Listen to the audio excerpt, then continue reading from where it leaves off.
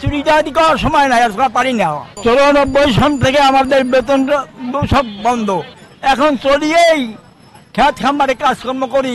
এখানে আসছি আমরা 1994 সনে চাকরি ছিল ব্যাটালিয়ান।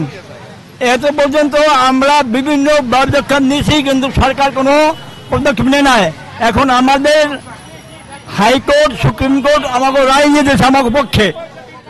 এখন আমাদের ডিপার্টমেন্টের অফিসার আমাদের কোনো বার্তাই দেয় না, আমরা কোনো খোঁজখবর নেয় না।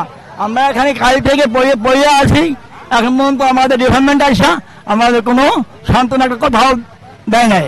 94 সন থেকে 94 সন থেকে আমাদের বেতন সব বন্ধ, এখন চলিয়েই খেত খামারে কাজকর্ম করি।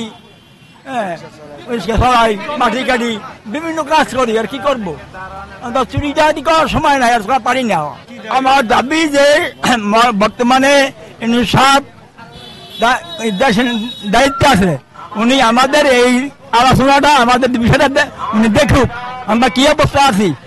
হ্যাঁ, আমার নাম সিদ্দিকুর রহমান, বয়স 70। 1915 সালে 15 সালে আমরা হাইকোর্ট কেস করি, ওখানে আমরা রায় পাই। ওই রায়ও আমাদের কার্যকরী হইল না, ডিপার্টমেন্ট আপিল করলো সুপ্রিম কোর্টে। সুপ্রিম কোর্টের আপিলে আমরাও জয়ী হইলাম, আমাদেরকে পুনর্বহাল দেওয়ার জন্য সরকার অনুমতি দিল, ডিপার্টমেন্ট আমাদেরকে নিল না। আমরা আবার ফের চাকরির জন্য আমাদের ডিপার্টমেন্ট আবার রিভিউ করলো, ওই রিভিউতেও আমরা জয়ী হইলাম, পুনর্বহাল লেখা ছিল, আমাদেরকে চাকরিতে জয়েন করে নাই। আজও পর্যন্ত কেন চাকরিতে জয়েন করে নাই, আইনের কোথায় ফাঁক আছে তাও আমরা জানি না। আমরা চাই এই বাংলাদেশের 25 কোটি মানুষের কাছে আমাদের আবেদন, আকুল আবেদন, এবং সরকারের কাছে আবেদন, আমাদের ছেলে মেয়ের মুখের দিকে তাকাইয়া আমরা যাতে চাকরিতে যোগদান করতে পারি সেই আবেদন করছি। আমার নাম মোহাম্মদ জামাল উদ্দিন, এপিসি 1980 20 এপ্রিলে। জি, আমার চাকরির বয়স 15 বছর, তখন আমি সহকারী প্লাটুন কমান্ডার হিসাবে দায়িত্ব পালন করছি।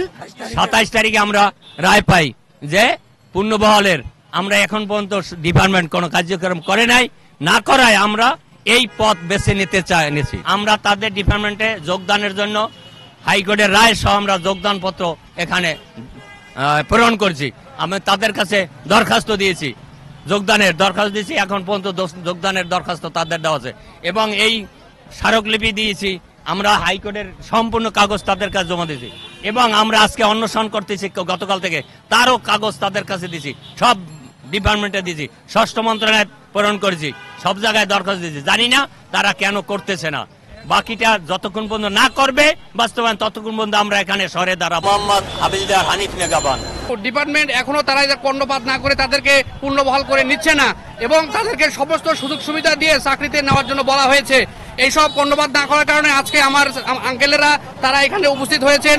যতক্ষণ না পর্যন্ত তাদেরকে চাকরিতে পুনর্বহাল করে না নেওয়া হবে, এবং আমরা তার সন্তানরা এখানে মানবত জীবনযাপন করেছি এতদিন, আমরা এখানে উপস্থিত হয়েছি, যতক্ষণ না আমাদের আঙ্কেলদেরকে, আমার বাবাদেরকে এখানে জয়েন করে না নেওয়া হবে, পুনর্বহাল না করানো হবে, এবং তাদের যত সুযোগ সুবিধা আছে এগুলো না দেওয়া হবে, আমরা ততক্ষণ আন্দোলন থেকে সরে যাব না, আমরা অন্বেষণ করবো, করে যাব ইনশাল্লাহ। এবং আমরা সরকারের কাছে বিনীত অনুরোধ জানাচ্ছি, ইউনিট সরকার মানবতার সরকার এবং দেশের জনগণের সরকার, আমাদের মানবতার কথা চিন্তা করে, আমাদের জীবন জীবিকার কথা চিন্তা করে সকলকে অতি শীঘ্রই তাদেরকে পুনর্বহাল করে নেবেন এবং তাদের সুযোগ সুবিধা দিয়ে দেবেন ইনশাল্লাহ। এখানে আসছি আমাদের আনসারের যে দাবি দেওয়া, যাদের বয়স আছে তাদেরকে চাকরি দেওয়া হোক, আর যাদের বয়স নাই তাদেরকে পেনশন দেওয়া হোক।